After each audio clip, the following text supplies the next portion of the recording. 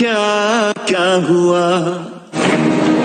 मातम तो अब दवा की डोज बढ़ाती थी, वो तड़प रहा था, उसके मुंह से झाग निकल रही थी। को वहाँ से हिफाजत से निकलवाने में कामयाब हो जाऊंगा। हमें जो भी करना है बहुत जल्दी करना। दोबारा ये यहाँ नजर आए तो मैंने शेर की जान ले ली।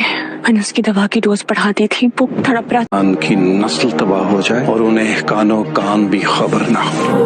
मौलवी साहब, तहमीना बेगम पर खुला सच। जैसा कि आपने पिछली कड़ी में देखा, तहमीना बेगम को अब पता चल चुका है कि बदर जमाना ही उनका असली दुश्मन है। वह फजर के सामने रोते हुए कहती हैं, मैं अपने बेटे शेर को इन लोगों से कैसे बचाऊं? अगर जरा सा भी शक हुआ तो वो उसे जान से मार देंगे। इसीलिए वह फैसला करती हैं कि शेर को तुरंत वहां से भगा देना चाहिए।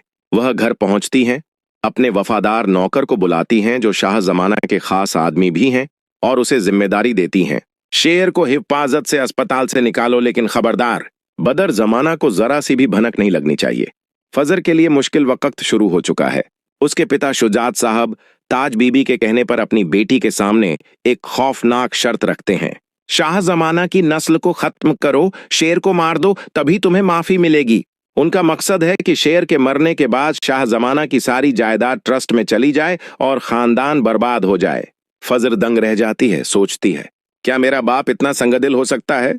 लेकिन यह उसका आखिरी मौका है कि वह अपने बाप का भरोसा दोबारा हासिल करे। समझ नहीं आता कि अपने मोहसिन को बचाए या बाप की रजा हासिल करे। शुजात साहब फैसला सुना देते हैं और वहां से चले जाते हैं। ताज बीबी का ऐलान मातम। जब ताज बीबी पूछती हैं, क्या शुजात साहब ने वो बात मान ली है जो हम चाहते थे?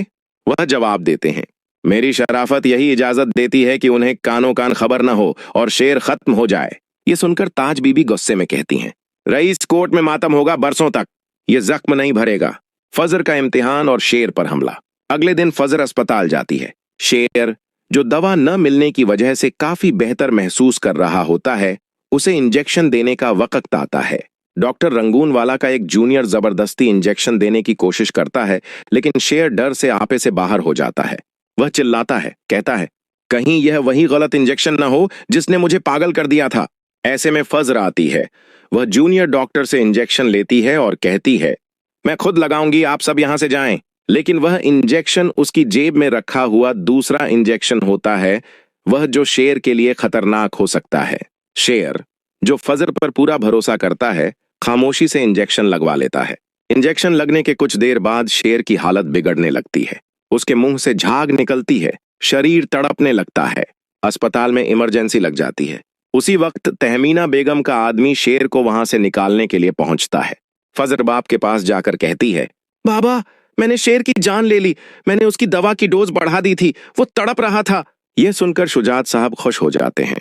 उन्हें इस बात का जरा भी अफसोस नहीं कि उनकी बेटी एक इंसान की मौत का सबब बन गई है, बल्कि वह उसे फख्र से देखते हैं, जैसे कह रहे हों, मेरी बेटी ने मेरा कहा माना। समरह का खुफिया खेल। दूसरी तरफ समरह, जिसने फजर को यह सब करने का मशवरा दिया था, अब खुद किसी और खेल में है। और उसी वक्त शेर को अस्पताल से गायब कर दिया जाता है। क्या शेर बच पाएगा? क्या फजर को अपनी गलती का एहसास होगा? क्या शुजात की साजिशें कामयाब होंगी?